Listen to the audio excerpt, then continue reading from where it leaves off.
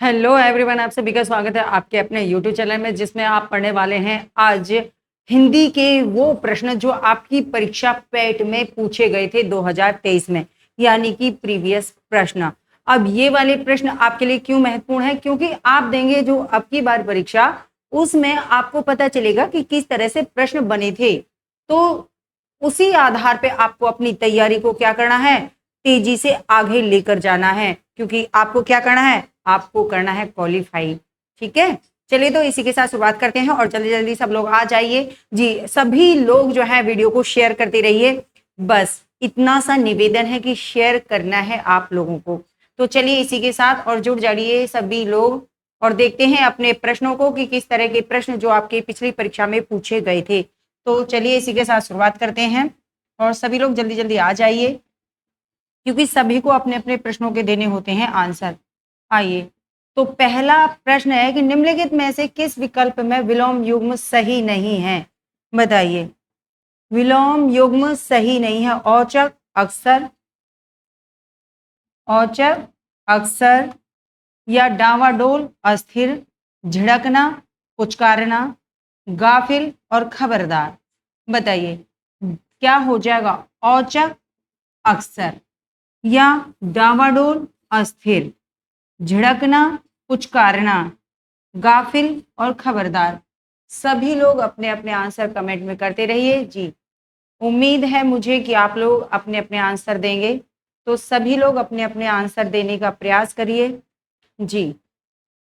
सभी लोग अपने अपने आंसर देने का प्रयास करिए। बेहतरीन, आप सभी लोग बहुत अच्छे अच्छे जवाब देते रहिए। किस लिए देने हैं अच्छे जवाब? कि तभी तो आप कहाँ बढ़ेंगे, आगे की तरफ बढ़ेंगे ना। अच्छा चलिए, लो ऑप्शन से हट गए, देख लीजिए अपने ऑप्शनों को जी। बढ़ते हैं फिर अपनी तरफ। हाँ जी, चलिए तो क्या दिया जवाब? हाँ बताना था, विलोम युग्म सही नहीं है। हाँ सभी लोग जुड़ जाइए बच्चे, सभी लोग जुड़ जाइए। जो जो आता जा रहा है वो सभी वीडियो को शेयर करते रहिए, ठीक है। चलिए, चलो आइए, तो यहाँ पे आपको देखना है औचक का क्या है, तो आप कहेंगे औचक का अक्सर। क्या बताना था? तो आप कहेंगे विलोम युग्म सही नहीं है। अब देखो, जब आप अपना प्रश्न करें तो ये नहीं वाला चक्कर ना आप बिल्कुल समझ लेना, क्योंकि कई बार क्या होता है, बच्चे ना इस नहीं को देखते ही नहीं है और अपना आंसर लगा देते हैं ऐसे ही, है ना। क्योंकि कई बार ऑप्शन आपको ऐसे लगते हैं कि ये सही है और आपने लगा दिया। आइए, तो क्या हो जाएगा? औचक का अक्सर हो जाएगा, ठीक है। झिड़कना का पुचकारना हो जाएगा कि भाई मैंने झिड़क दिया, नहीं जी नहीं, फिर क्या कर लिया है, पुचकार दिया है उसको। गाफिल का क्या हो जाएगा? खबरदार हो जाएगा। अब जो नहीं होगा, तो देखो डावाडोल स्थिति है, डावाडोल स्थिति है, अस्थिर नहीं है। अस्थिर का मतलब तो डावाडोल ही रहेगा। क्या हो जाएगी? तो इसकी जगह हो जाएगा स्थिर, ठीक है। डावाडोल नहीं आया है, क्या कर दें, स्थिर कर दें उसे। तो आप कहेंगे यहाँ पे बी ऑप्शन। और किस किसने लगा दिया है? बी। क्योंकि फिर बढ़ते हैं अगले प्रश्न की तरफ। हाँ जी, चलिए तो आगे चलें। चलिए आइए अगले प्रश्न की तरफ बढ़ते हैं और आप लोग भी अपने बेहतरीन जवाब देते रहिए, ठीक है। होनहार वीरवान के होत चीखने पात, लोकोक्ति का अर्थ निम्न में से क्या है? तो ज्यादातर सभी बच्चों ने ये वाली लोकोक्ति अवश्य सुनी होगी, जिसे घर में गांव में क्या कहते हैं, कहावतें। तो ये आपने सुना होगा। क्या सुना होगा? कि होनहार वीरवान के होत चीखने पात, है ना। घर वाले नाराज नाराज हो जाते हैं तो बुजुर्ग लोग जो होते हैं ना, वो ऐसे सुना देते हैं अपने पोतों को, अपने लड़कों को। हाँ, तो क्या कहते हैं? तो बताइए। होनहार व्यक्ति क्या है? तो यहाँ पे आप ध्यान देंगे कि होनहार व्यक्ति सदा दिखावा करता है? नहीं करता है भैया।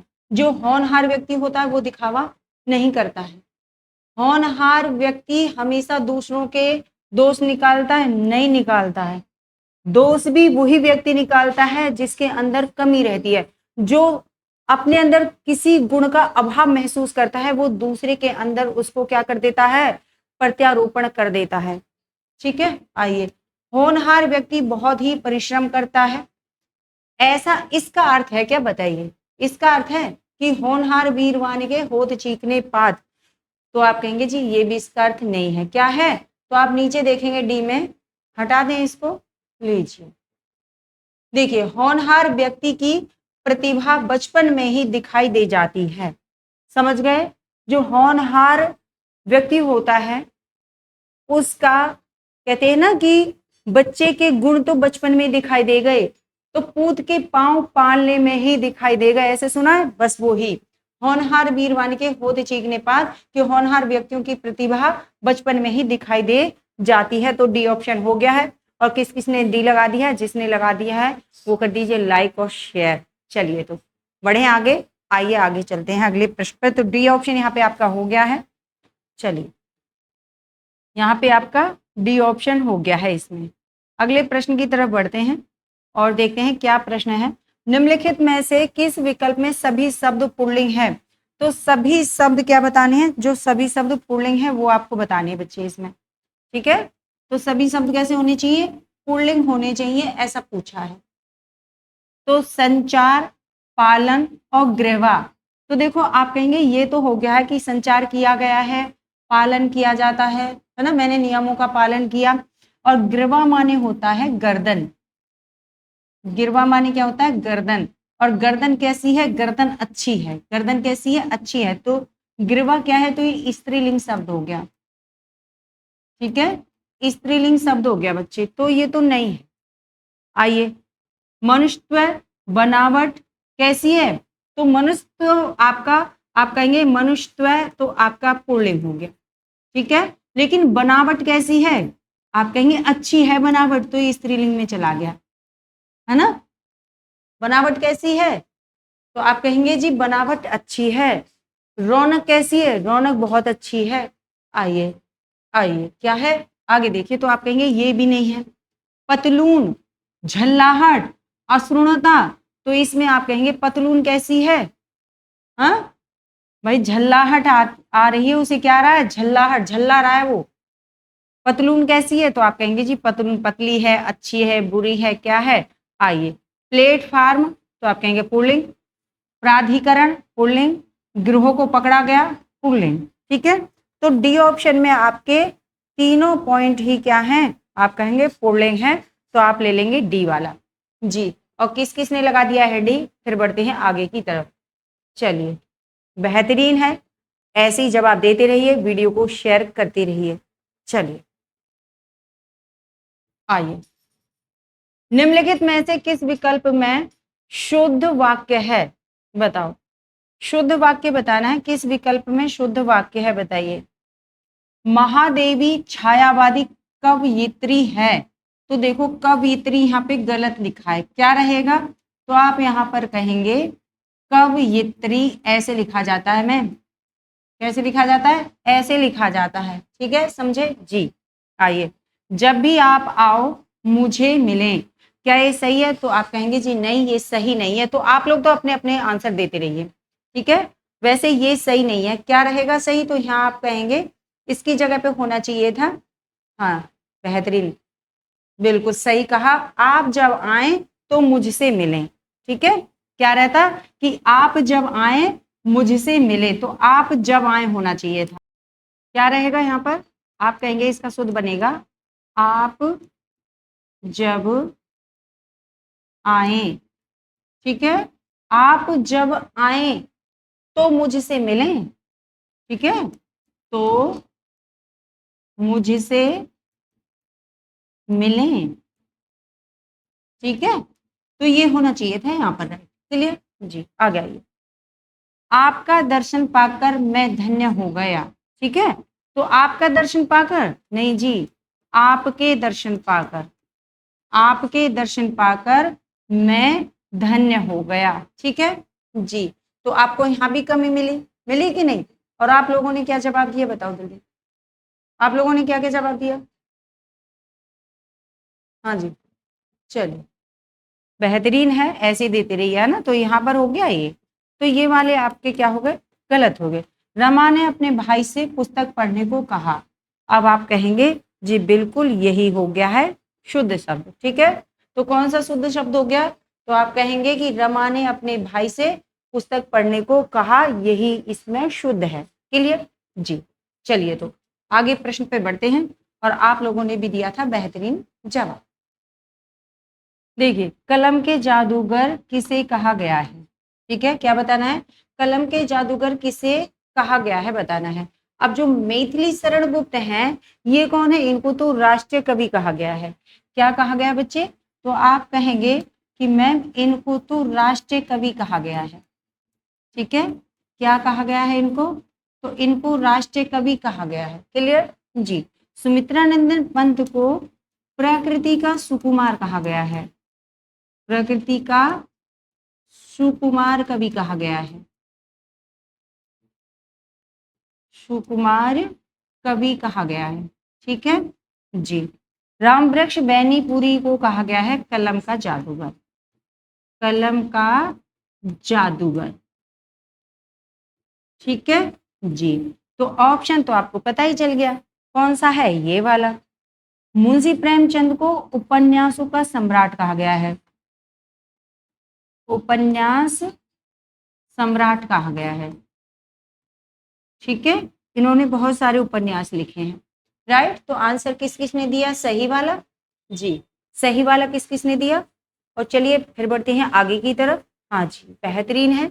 चलिए चलते हैं आगे की तरफ। लाइक शेयर करना नहीं भूलेंगे। ठीक है जी।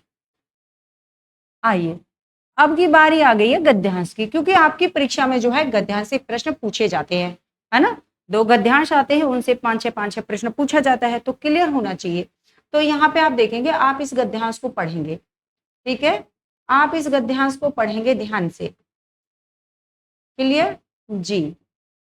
क्या दे रखा है? देखो, दे रखा है यहाँ पे कि समाज की विषमता शोषण की जननी है। समाज में जितनी विषमता होगी, सामान्यता शोषण उतना ही होगा। क्लियर बात को समझते चलना। क्योंकि हमारे देश में सामाजिक, आर्थिक, शैक्षणिक व सांस्कृतिक असमानताएं अधिक हैं, जिसकी वजह से एक व्यक्ति एक स्थान पे शोषक तथा वहीं दूसरे स्थान पे शोषित होता है। एक स्थान पे शोषक होता है और वही दूसरे स्थान पे क्या होता है? शोषित होता है। जब बात उपभोक्ता संरक्षण की हो, तब पहला प्रश्न उठता है कि उपभोक्ता किसे कहते हैं, या उपभोक्ता की परिभाषा क्या है। सामान्यतः उस व्यक्ति या व्यक्ति समूह को उपभोक्ता कहा जाता है। किसे कहा जाता है? जो सीधे तौर पर किन्हीं भी वस्तुओं अथवा सेवाओं का उपयोग करते हैं, किन्हीं भी वस्तुओं या सेवाओं का उपयोग करते हैं। इस प्रकार सभी व्यक्ति किसी किसी रूप में उपभोक्ता होते हैं। कोई किसी रूप में उपभोक्ता होता है, कोई किसी रूप में उपभोक्ता होता है। ठीक है, और शोषण का शिकार होता है। हमारे देश में ऐसे अशिक्षित, सामाजिक एवं आर्थिक रूप से दुर्बल, अशक्त लोगों की भीड़ है, जो शहर की मलिन बस्तियों में दिखाई दे रहा है जी। थोड़ा कटा हुआ है ना, चलिए इसको सेट कराएंगे आज। थोड़ा ऐसे देख लीजिए ना। मलिन बस्तियों में, फुटपाथ पर, सड़क तथा रेलवे लाइन के किनारे, गंदे नालों के किनारे झोपड़ी डालकर अथवा किसी भी अन्य तरह से अपना जीवन यापन कर रहे हैं। वे दुनिया के सबसे बड़े प्रजातांत्रिक देशों की समाज उपयोगी ऊर्ध्वमुखी योजनाओं से वंचित है। जितनी योजनाएं चलाई जाती हैं वो उनसे क्या रह गए हैं? वंचित रह गए हैं। जिन्हें आधुनिक सफेद पोशों, व्यापारियों, ठीक है, नौकरशाहों तथा कथित बुद्धिजीवी वर्ग ने मिलकर बांट लिया है। जो वंचित रह गए हैं उनको, उनकी जो सुविधाएं थी जिनसे वो वंचित रह गए, वो किसने बांट ली है? तो वो बांट ली हैं सफेद पोशियों ने, व्यापारियों ने, नौकरशाहों ने तथा कथित बुद्धिजीवी जो ज्यादा दिमाग लगाते हैं ना, उन्होंने बांट लिया है। सही मायने में शोषण इन्हीं की देन है। किनकी? ये सभी जो बड़े बड़े लोग हैं ना, जो बड़े बड़े दिमाग लगाते हैं, सभी नेता लोग जो जितने भी हैं, ये इन सभी की देन है।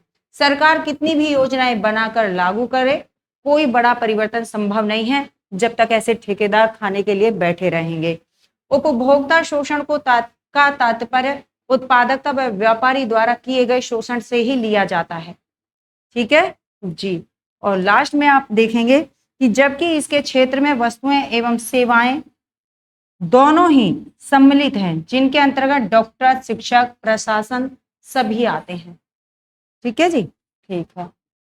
आइए, अब प्रश्न आता है कि हमारे देश में समाज उपयोगी ऊर्ध्वमुखी योजनाओं से वंचित वर्ग कौन सा है?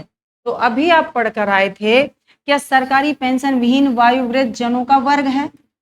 ठीक है, किसी तरह अपनी इज्जत आबरू बचाता समाज का मध्य वर्ग है, या मलिन बस्तियों, फुटपाथ, सड़क तथा रेलवे लाइन के किनारे झोपड़ी डालकर रहने वाले अशिक्षित, दुर्बल और अशक्त लोगों का वर्ग है, या फिर आधुनिक सफेद पोशों, व्यापारी, नौकरशाहों तथा कथित बुद्धिजीवी लोगों का वर्ग है?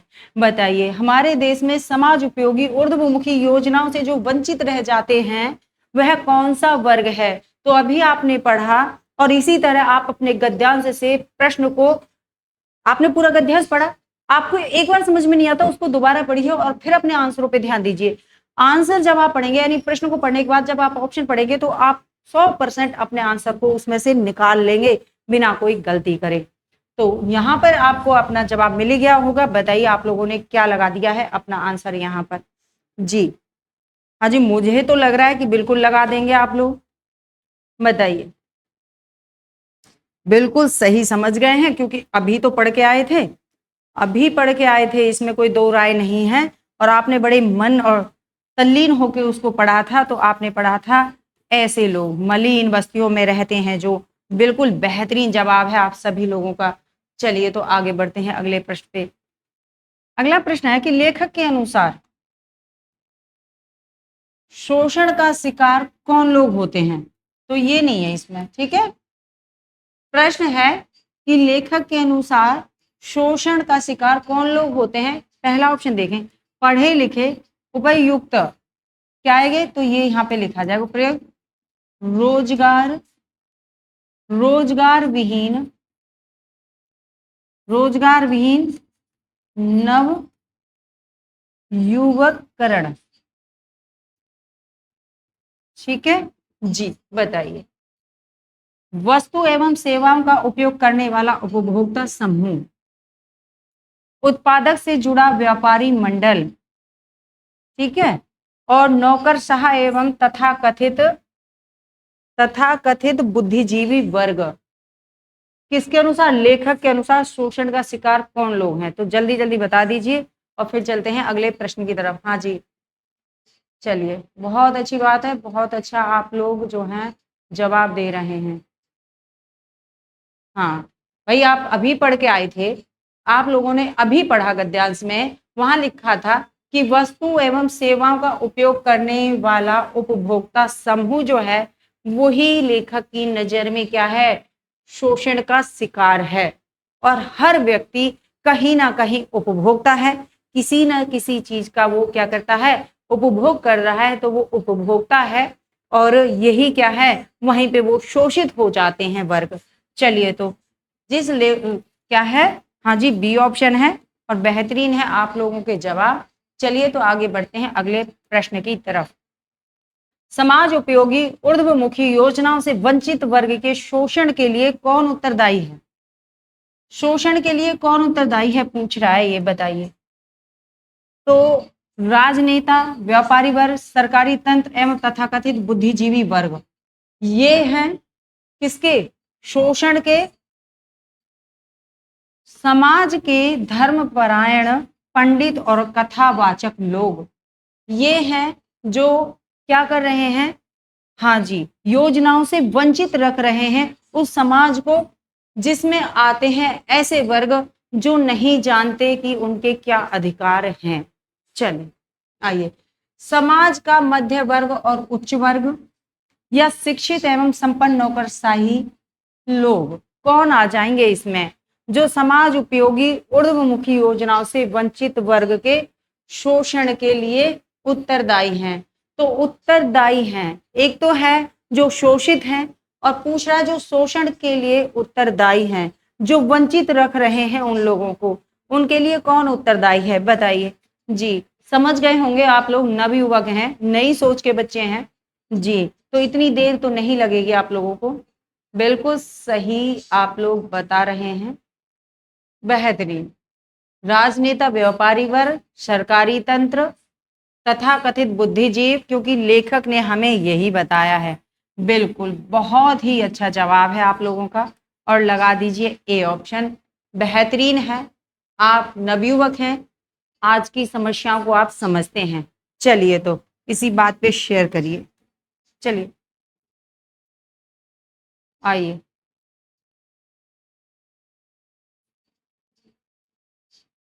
अगले प्रश्न पे बढ़ते हैं। देखिए क्या शब्द है, तो आप कहेंगे शब्द दे रखा है मैम शैक्षणिक, क्या दे रखा है, शैक्षणिक और सांस्कृतिक।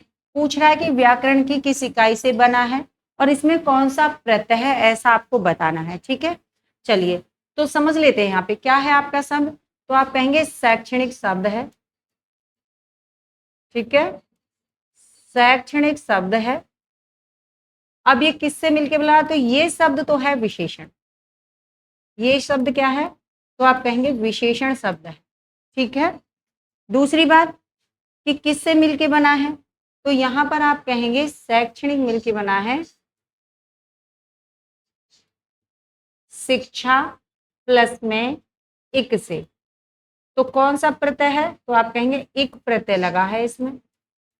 ठीक है, इक प्रत्यय लगा है और शिक्षा इसमें मूल शब्द है। क्या है, ये मूल शब्द है बच्चे, मूल शब्द है।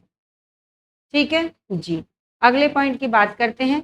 अगला क्या दे रखा है, सांस्कृतिक। क्या है, तो आप कहेंगे सांस्कृतिक।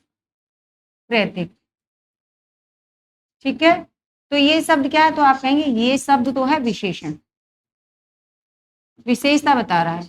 ठीक है, कौन से शब्द की बता रहा है, तो यहाँ पे आप लिखेंगे किसकी, तो संस्कृत, संस्कृत, संस्कृति की बता रहा है। ठीक है, किसकी बता रहा है, संस्कृति प्लस में इक। तो इक क्या है, तो आप कहेंगे इक हो गया प्रत्यय। इक क्या है इसमें, तो इक हो गया है प्रत्यय। क्लियर।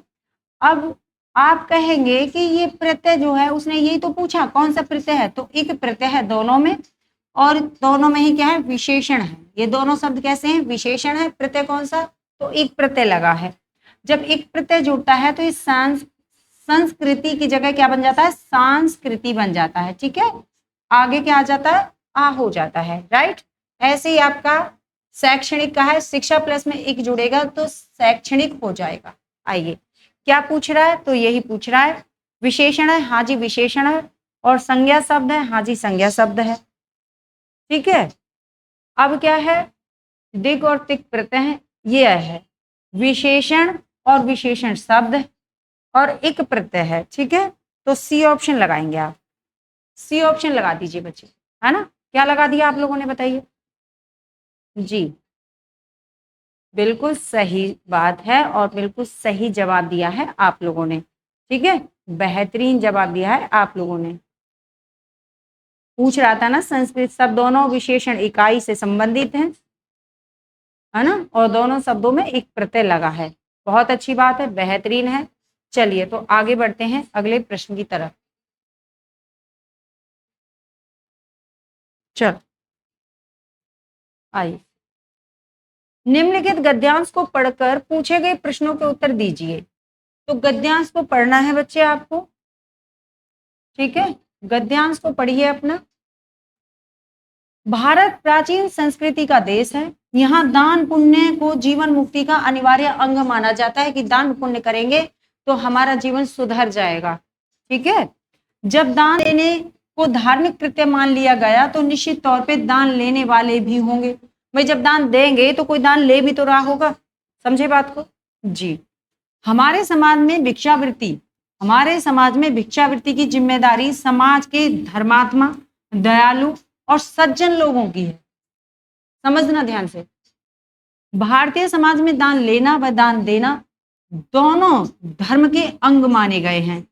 ठीक है, पहले दान देने से पूर्व, पहले दान देने से पूर्व दान लेने वाले की पात्रता देखी जाती है।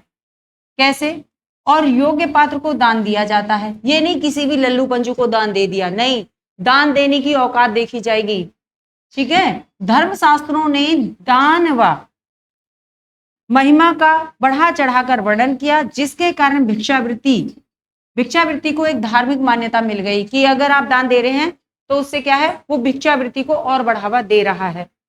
धीरे धीरे दानदाताओं ने पात्रता पर ध्यान देना बंद कर दिया और दयावश, निरीह, अपाहिज और गरीबों को दान दिया जाने लगा। ठीक है, अब उन्होंने क्या, पात्रता पर ध्यान देना बंद कर दिया, बड़े छोटे नहीं देखा। अब उन्होंने क्या देखा, दयावश, किसी पे दया कर दी कि अपाहिज है ये तो, है ना, बुजुर्ग है ये तो, अब और ये तो गरीब है, तो उनको दान दिया जाने लगा। सने सने धीरे धीरे समाज में और मूल्यों में बदलाव आ गया और अधिकतर लोग गरीबों, ब्राह्मणों और भिखारियों को दान का पात्र समझने लगे। किस किस को, गरीब लोग और बेचारे ब्राह्मण लोग और भिखारियों को दान के पात्र समझने लगे कि ये क्या है, ये भिक्षा के पात्र हैं। समाज में जब इस प्रकार के परिवर्तन हुए तो धीरे धीरे लोगों ने भिक्षा को अपनी जीविका ही बना लिया। गरीबी के कारण स्थिति देखो कितनी दयनीय हो गई है। गरीबी के कारण बेसहारा लोग भी भीख मांगने लगे। काम ना मिलने से भी भिक्षावृत्ति को बल मिला। काम नहीं मिलता, नौकरी नहीं मिलती, भिक्षावृत्ति बढ़ेगी। और पूजा स्थल, इधर देखिए, तीर्थ, रेलवे स्टेशन, बस स्टैंड, गलियों में, मोहल्लों में, जगह जगह पर आपको कौन मिलते हैं, भिक्षा मांगने वाले मिलते रहते हैं। ठीक है जी, जो भी भिखारियों को भिक्षा देता है वो क्या कर रहा है, उसको और बढ़ावा दे रहा है। ठीक है जी, आइए आगे। भिखारी दिखाई देने शुरू हो गए। इस कार्य में हर आयु के व्यक्ति आपको दिखाई देते हैं। चाहे स्टेशन है, चाहे ट्रेन में देखिए, कहीं आपके पूजा स्थल है, धार्मिक स्थल है, वहां पे आप मंदिरों के पास में देखिए, है ना, शामिल होने लगे। 1-2 साल के दूध मुहे बच्चे से लेकर 80-90 के बूढ़े तक भी भीख मांगते देखे जा सकते हैं। आज तो भीख मांगने का भी एक क्या है, कलापूर्ण व्यवसाय बन गया है। ये भी एक कला है, भीख मांगना भी एक कला बन गया है। ठीक है, कुछ खानदानी भिखारी होते हैं, कुछ खानदानी भिखारी भी होते हैं क्योंकि पुश्तों से उनके पूर्व धर्म स्थानों पर अपना अड्डा जमाए हुए हैं।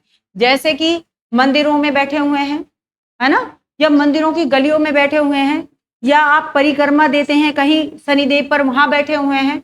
ठीक है, इस तरह से कुछ अपराधी बच्चों को उठा ले जाते हैं। अब भीख देना इतना अनिवार्य समझ रखा है समाज ने, तो भिक्षावृत्ति बढ़ रही है तो क्या है, बच्चों को उठाया जा रहा है, तो इसको रोकना है।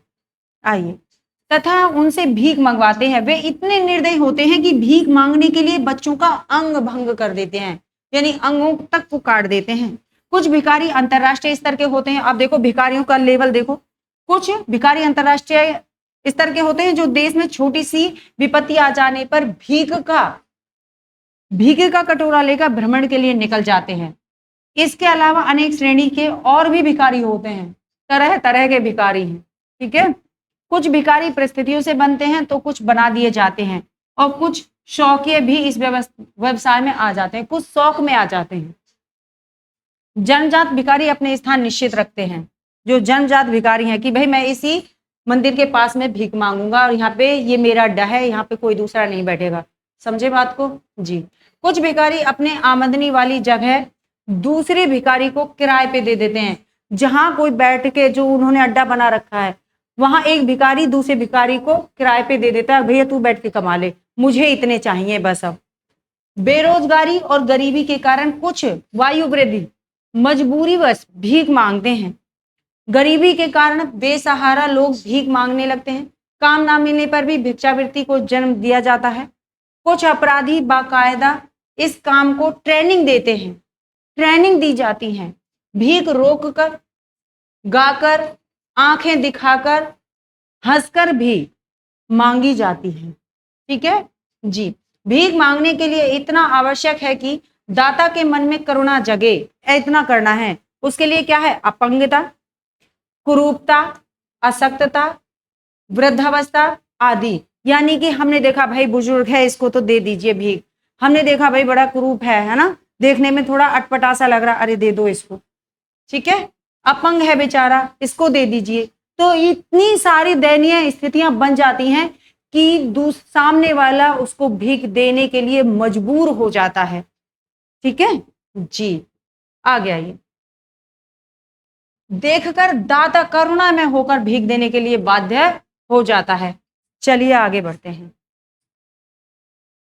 क्या भिक्षावृत्ति देश की एक समस्या नहीं है? गरीब और निर्बलों को छोड़कर कई पढ़े लिखे और हट्टे कट्टे भी इस वृत्ति को अपनाए हुए हैं। देखा है कभी? ट्रेनों में देखा है जी? आइए तो देखा है। सभी कमेंट करके बताएंगे किस किस ने देखा है कि हट्टे कट्टे भी भीख मांगते हैं। आइए, सरकार को इस दिशा में कुछ करने की आवश्यकता नहीं है। क्या हम लोग इन भिखारियों को करना बस भीख दे रहे हैं? थोड़ा सोचिए, थोड़ा सा सोचना है आप लोगों को। क्या हम भी इस वृत्ति को बढ़ावा तो नहीं दे रहे? क्या आप लोग मुझे कमेंट में बताइएगा, क्या आप लोगों ने किस अवस्था को देखकर सामने वाले को भीख दे दी थी? चलिए आइए आगे। अगर दान ही करना है तो गरीबों को पुस्तकें बांटिए, पाठ्य सामग्री दीजिए, गरीब और बीमारों को दवाई दिलाइए, अस्पतालों की सुविधा दिलाइए। ये होती है उनकी हेल्प करनी। बताइए कि आपने ऐसी हेल्प की थी? आए, इन लोगों को भीख के स्थान पर रोजगार की व्यवस्था कराएं, नगद देना बंद कर दें। अगर कोई कह रहा है ना मुझे चाय पीनी है, मुझे खाना खाना है, भूख लग रही है, मुझे पैसे चाहिए, नहीं जी, उसकी जगह उसको क्या करना है, भूख है उसको खाना खिला दीजिए। ठीक है, पैसे मत दीजिए उसको। भीख मांगने वाले को खाना खिलाइए, पर कभी उन्हें नगद पैसे ना दें। अगर जनता और सरकार दोनों मिलकर काम करें और भीख मांगने वालों को पुलिस के हवाले करना शुरू कर दें तो इस पर काबू पाया जा सकता है। तो आज का शीर्षक क्या है? भिक्षावृत्ति। चलिए आगे। तो आपका प्रश्न है, अब आपने इतने ध्यान से इसको सुना तो मुझे लग रहा है इसके आंसर तो आप बखूबी दे देंगे। चलिए तो शुरुआत करते हैं अपने प्रश्नों की और देखते हैं पहला प्रश्न। क्या भिक्षावृत्ति देश की एक समस्या है? आपका इस विषय में क्या विचार है? सभी लोग अपने अपने विचार कमेंट करिए कि आप लोगों का क्या विचार है। आइए, भिक्षावृत्ति समस्या नहीं है क्योंकि दान पुण्य तो भारतीय संस्कृति का एक धार्मिक कृत्य है, धार्मिक कार्य है। भिक्षा देना कोई बुरी बात नहीं है। क्या ऐसा है? आइए, तो ये बिल्कुल गलत है। भिक्षावृत्ति देश की समस्याओं को हल करती है क्योंकि गरीब, अपंग और बेरोजगार का जीविका इससे ही चल रही है। इसलिए क्या करनी चाहिए? भिक्षा देते रहने चाहिए। क्या सही है? आगे आइए। भिक्षावृत्ति देश की एक ज्वलंत समस्या बन गई है क्योंकि लोग इसको जानबूझकर अपना व्यवसाय बना रहे हैं। लास्ट ऑप्शन है, भिक्षावृत्ति में लोग स्वेच्छा दान दे रहे हैं इसलिए उसको समस्या नहीं माना जा सकता। स्वेच्छा से दे रहे हैं, उनकी इच्छा है कि वो दान दें, इसलिए उसको क्या नहीं मानना चाहिए? उसको एक समस्या नहीं समझना चाहिए। तो बताइए क्या आपका ऑप्शन है? आप क्या चाहते हैं इनमें से कि कैसा हो हमारा भारत? तो आप बिल्कुल सही समझ गए हैं। सी ऑप्शन जिसने लगाया है आपने सही व्यवस्था अपना ली है। भिक्षावृत्ति देश की एक ज्वलंत समस्या बन गई है क्योंकि लोग इसको जानबूझकर अपना व्यवसाय बना रहे हैं। ठीक है, तो आप लोग भिक्षा नहीं देंगे। आइए, सी ऑप्शन जिसने लगाया है वो लाइक करिए, शेयर करिए। विभिन्न स्थलों पे लोग भीख देने के लिए क्यों बाध्य हो जाते हैं? बताइए। तो अभी आप पढ़ के आए कि भिक्षा देने के लिए क्यों बाध्य हो जाते हैं? भिखारी लोगों के पीछे लग जाते हैं। भिखारी लोग जो होते हैं ना वो पीछे लग जाते हैं, देखा है, पीछे लग जाते हैं जब तक उन्हें कुछ दे नहीं देंगे। नहीं भैया, उन्हें शिक्षा दीजिए, उन्हें ज्ञान दीजिए, पर क्या नहीं देंगे? पैसे नहीं देंगे और उन्हें भीख देने के लिए बाध्य कर देते हैं। क्या ये कारण है? तो आप कहेंगे नहीं जी, ये कारण नहीं है। अपंगता, कुरूपता, अशक्तता, वृद्धावस्था आदि देखकर लोग भीख देने के लिए क्या हो जाते हैं? बाध्य हो जाते हैं। क्या आपने अभी पढ़ा गद्यांश में लेखक ने क्या बताया था? आगे देखिए, धार्मिक स्थलों पे लोग दान पुण्य की भावना से जाते हैं और कंगाल भिखारियों को दान के रूप में भीख देते हैं। लोगों के पास अन्याय, अनीति और चोरी का पैसा होता है और दान देकर वे अपनी उन पापों को क्या है? कम करते हैं। क्या ये है राज भीख देने का? चलिए, तो बिल्कुल आप जो राइट ऑप्शन दे रहे हैं वो है बी। अपंग लोगों को, कुरूपता को, अशक्तता को, वृद्धावस्था को देखकर कई बार लोग जो है वो भीख दे देते हैं। बेचारा पता नहीं कैसे खाएगा कमाएगा। ठीक है जी, आइए तो अगले प्रश्न की तरफ बढ़ते हैं और देखते हैं अगला प्रश्न क्या है। चलिए देखिए,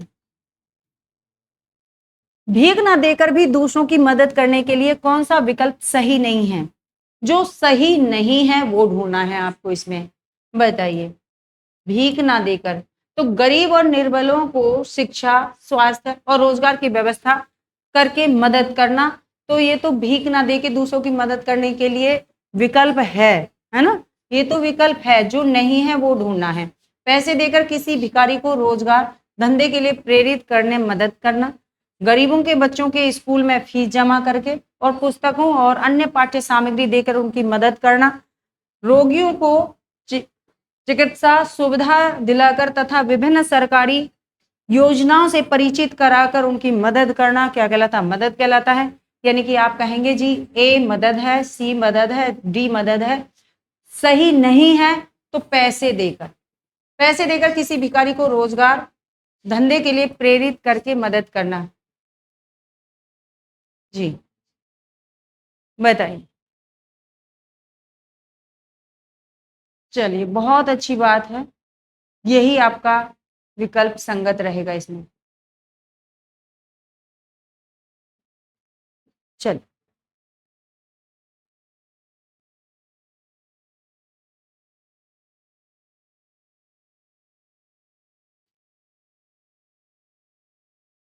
आइए। दान पुण्य और जीवन मुक्ति में कौन सा समास है? बताइए। दान पुण्य और जीवन मुक्ति में बताइए कौन सा समास है? दान पुण्य और जीवन मुक्ति में कौन सा समास है? बताइए। तो दान पुण्य, तो यहाँ पे आपने देखा क्या लिखा है? लिखा है दान और पुण्य, क्या लगा है? योजक चिन्ह लगा है। ठीक है, दोनों पद प्रधान है। तो जब दोनों पद प्रधान होते हैं तो क्या लगता है? तो आप यहाँ पर कहेंगे द्वंद्व समास। कौन सा समास होता है बच्चे? द्वंद्व समास होता है, जहां दोनों पद प्रधान होते हैं। ठीक है, आइए। जीवन मुक्ति, जीवन मुक्ति यानी कि जीवन से मुक्ति, जीवन मुक्ति मिल गई मुझे, यानी कि जीवन से मुक्ति मिल गई। तो जीवन से मुक्ति मिली तो से चिन्ह है, और कारक चिन्ह कहाँ पर लोप होते हैं? तो ये कारक चिन्ह लगा हुआ है। ठीक है, और कारक चिन्ह कहाँ पे लगता है? तो आप कहेंगे किसमें? तत्पुरुष में। कहाँ लगता है बच्चे? तो आप कहेंगे तत्पुरुष में लगते हैं। ठीक है, तत्पुरुष में लग रहा है। जीवन से मुक्ति है यानी कि अपादान है, अपादान से चिन्ह अलग होने के भाव में। ठीक है जी, तो कहाँ पर है देखिए? तो पहला तत्पुरुष है? नहीं जी, पहला द्वंद्व है। हाँ जी, पहला द्वंद्व और दूसरा तत्पुरुष है, लगा दीजिए बी ऑप्शन। जी बताइए, किस किसने लगा दिया है? देख तो लें एक बार, है ना? बेहतरीन है। चलिए, तो बहुत अच्छी बात है, बहुत अच्छा जवाब है। और इसी बात पे कर दीजिए लाइक और शेयर, इसी बात पे करिए लाइक और शेयर। चलिए आइए, खानदानी भिखारी कैसे होते हैं बताइए। तो अभी पढ़ के आए थे, अभी लेखक ने हमें बताया था कि खानदानी भिखारी कैसे होते हैं। जो खुद भिखारी ना मांगकर, यानी भीख ना मांगकर अपने स्थान को दूसरे किसी भिखारी को दे देते हैं किराए पर। ठीक है, जो खुद भीख ना मांगकर, ठीक है, खुद भीख ना मांगकर दूसरे भिखारी को भीख मांगने के लिए भाड़े पर दे देते हैं। जो छोटे बच्चों के अंग भंग करके उनसे जबरदस्ती भीख मंगवाते हैं, जिनकी भीख मांगने की जगह पुश्तैनी है और पीढ़ियों से निश्चित है। जो देश में छोटी सी विपत्ति आ जाने पर भीख का कटोरा लेकर भ्रमण पर निकल जाते हैं विदेश में। तो क्या है, खानदानी भिखारी कैसे होते हैं बताइए। तो अभी आपके राइटर ने आपको बताया था कैसे रहेंगे, वो बिल्कुल सही समझ गए हैं। खानदानी भिखारी आएंगे तो पुश्तैनी आएंगे ना, लगा दीजिए। जिनकी भीख मांगने की जगह कैसी है? पुश्तैनी है और पीढ़ियों से निश्चित है। ठीक है, वो कैसे हैं? वो खानदानी भिखारी हैं, उनको वो क्या है, जन्मजात अधिकार हो गया है, क्योंकि उनके दादा परदादा इसी काम को कर रहे थे, इसी स्थान पे बैठकर। तो जी आप लोगों ने क्या लगा दिया है? चलिए आइए अगले गद्यांश की तरफ बढ़ते हैं, और गद्यांश को प्यार से ही पढ़ रहा है तभी आपके समझ में आने वाला है। इस रत्न गर्भा वसुंधरा के अंतः स्थल में हीरे मणि माणिक्य और संपदा का अभाव नहीं है। धरती का विस्तीर्ण अतल गर्भ अनंत धनराशि से भरा पड़ा है। आवश्यकता है इसके वक्ष को चीर कर उन्हें उगलवाना, बाहर निकलवाने का दृढ़ संकल्प और साहस। धरती के अंतर विद्वान धनराशि के कारण ही धरती वसुंधरा कहलाती है।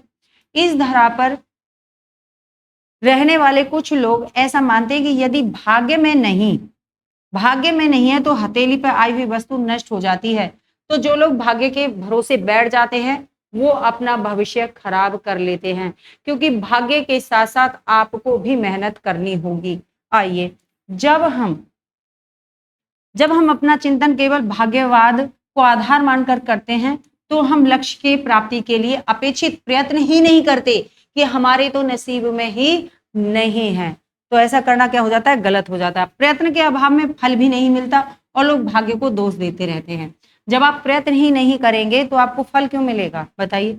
ऐसे भाग्यवादी लोगों को कायर माना जाता है।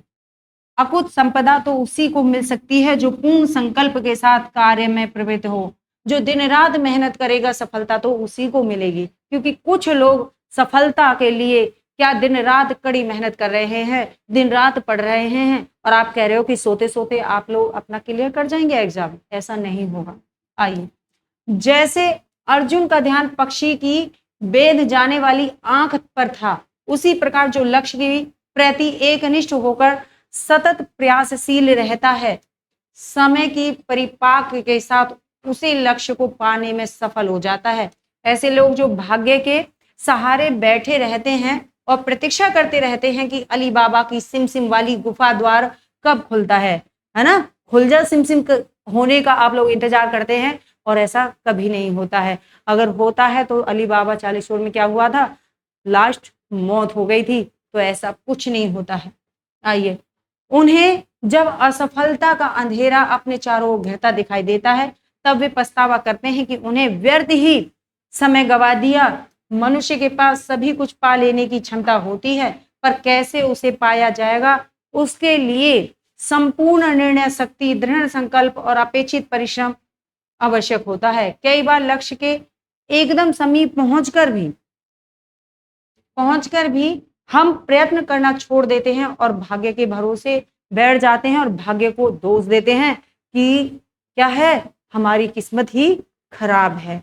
आइए, भाग्य जैसी कोई वस्तु या तो होती ही नहीं है और या परिश्रम की चाबी के साथ मिलकर भाग्य की चाबी का काम करती है। ठीक है, या तो होती ही नहीं है क्या भाग्य जैसी कोई वस्तु, और अगर होती है तो वो परिश्रम की चाबी के साथ मिलकर खोलती है किस्मत की चाबी को, ताले को, है ना। भाग्य की अकेली चाबी सफलता के ताले को नहीं खोल सकती है। ये बात आप अपने दिमाग में बैठा लेना कि केवल भाग्य के भरोसे बैठकर कुछ प्राप्त नहीं किया जा सकता है, मेहनत करनी पड़ेगी, वो भी कड़ी मेहनत। आइए आगे, कवि तुलसीदास ने कहा है कि कायर मन कर एक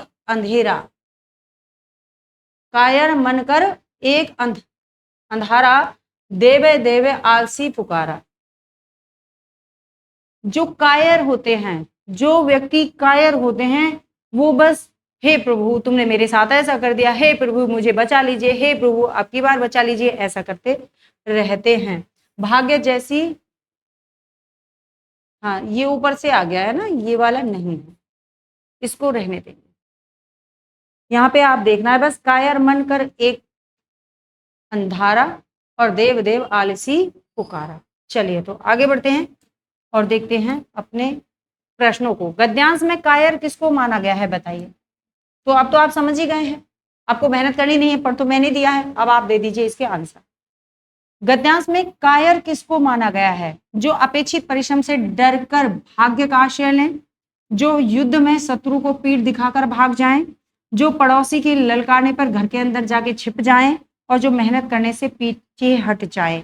बताइए कायर किसको माना गया है गद्यांश में। हाँ जी बताइए, बहुत अच्छी बात है, और सभी लोग अपना अपना जवाब दीजिए। हाँ जी, मैंने तो आपके पीछे ही चलना है। चलो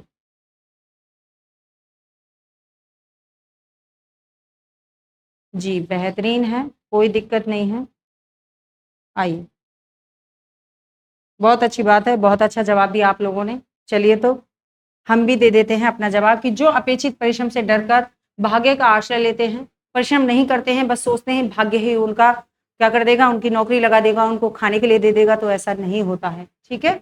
और जो लोग कठिन परिश्रम करते हैं वो ही आगे बढ़ते हैं, और जब जो परिश्रम नहीं करते वो क्या करते हैं, उनके उन लोगों के प्रति जलन भावना पैदा कर लेते हैं, ईर्ष्या के भाव आने लगते हैं उन लोगों के अंदर। आइए अगले प्रश्न पे चलते हैं।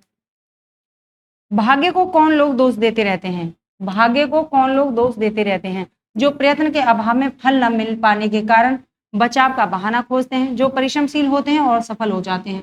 तो वो तो बताइए भाग्य को दोष ही क्यों देंगे, तो ये तो नहीं है। आइए, जो किसी भी परिस्थिति का सामना करने के लिए तैयार रहते हैं तो वो भी भाग्य को दोष नहीं देते हैं। जिनको पहले से पता होता है कि उन्हें मेहनत नहीं की और वे क्या हो गए हैं, सफल नहीं हो पाए हैं। ठीक है। देखिए, जिनको पहले से पता होता है कि उन्होंने मेहनत नहीं की है और वे सफल होने वाले नहीं हैं, वे भाग्य को कोसते हैं। बताइए तो क्या दे दिया आप लोगों ने जवाब? जल्दी से फिर बढ़ते हैं अगले प्रश्न की तरफ। हाँ जी, बेहतरीन जवाब देना, क्योंकि आपने अभी पढ़ा है और इतनी शिद्दत से पढ़ा है कि क्या बताएं। आइए, जो प्रयत्न के अभाव में फल न मिल पाने के कारण बचाव का बहाना खोजते हैं, वो लोग ये सब कहते हैं। ठीक है, तो ए लगा दिया जिसने, वो ले लीजिए अपना अपना नंबर। और चलिए बढ़ते हैं अगले प्रश्न की तरफ। परिश्रम शब्द कौन सी व्याकरणिक इकाई है? बताइए। परिश्रम जी, तो यहां पर आप बताएंगे जो परिश्रम शब्द है, ठीक है, ये परिश्रम शब्द है, ये क्या है? तो आप कहेंगे ये है संज्ञा। क्या है बच्चे? संज्ञा। अगर परिश्रम को बना देते क्या, परिश्रमी, ठीक है, तो ये क्या हो जाता? तो ये हो जाता विशेषण। और सर्वनाम किसे कहते हैं? तो आप कहेंगे संज्ञा के स्थान पे प्रयुक्त होने वाले शब्दों को सर्वनाम कहा जाता है। ठीक है, यह वह जो, है ना। आइए, क्रिया विशेषण, क्रिया की विशेषता बताने वाले शब्द, क्रिया की विशेषता बताने वाले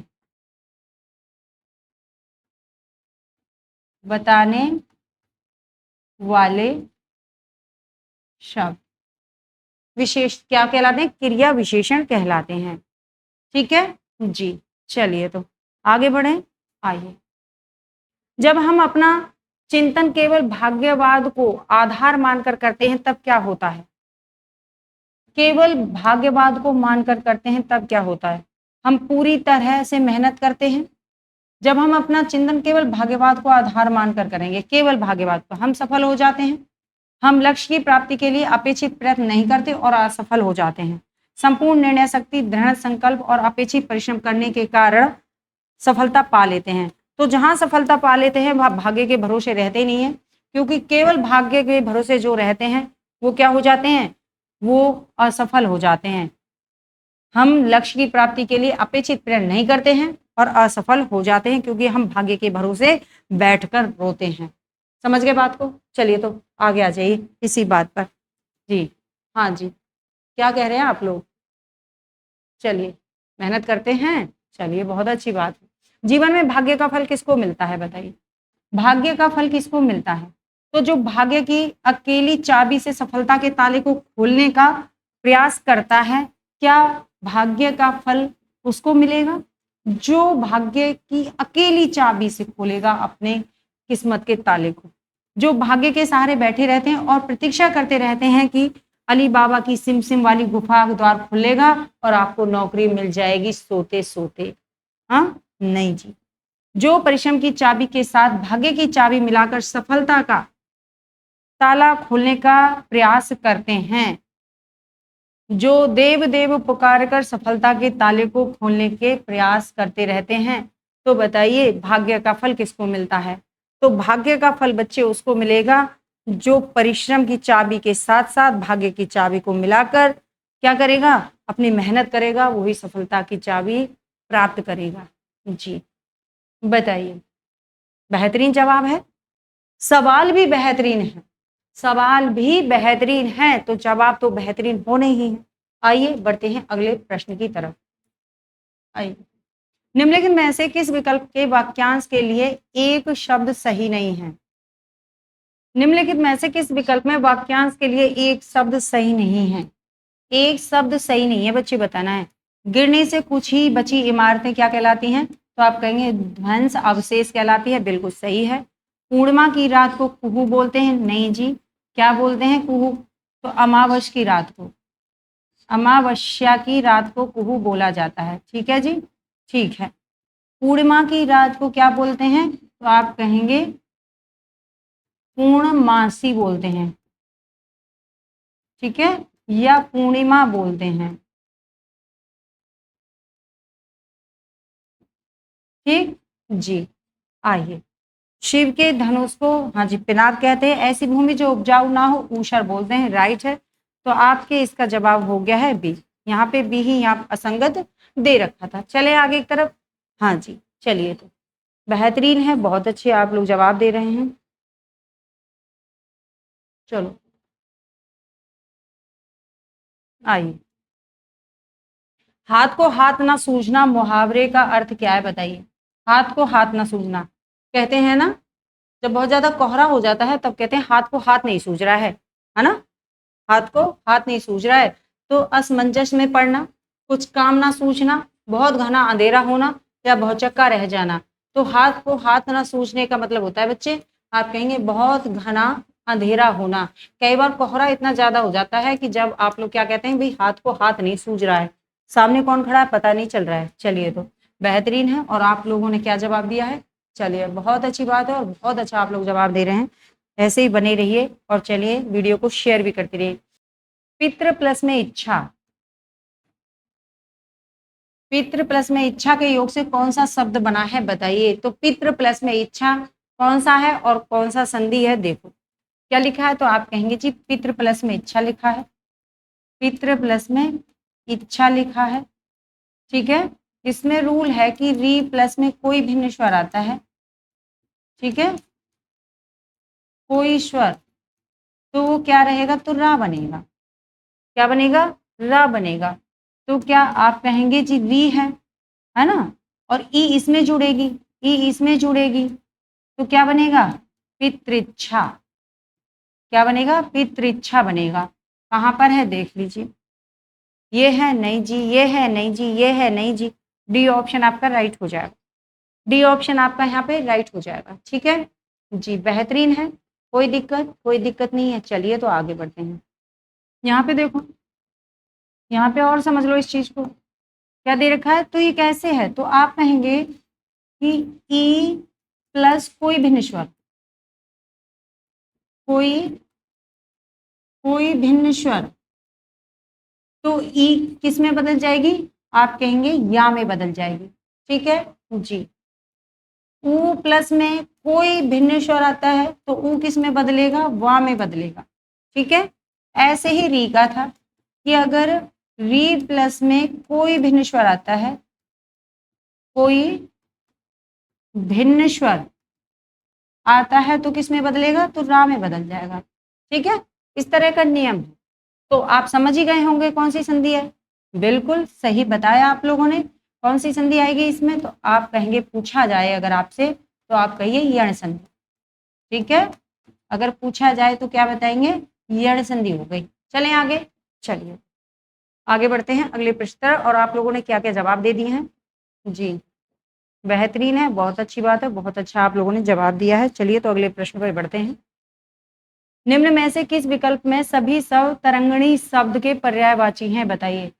तरंगणी शब्द के पर्यायवाची हैं ललना, रमणी, सरिता, वनीता, कामनी, आपागा, सरिता, तटनी, निम्नगा, निर्झरणी, निम्न, निमग्ना और विभावरी। बताइए जी कौन सा हो जाएगा? तो सही जवाब जल्दी जल्दी दे दीजिए, तो इसमें सोचने वाली तो बात है नहीं।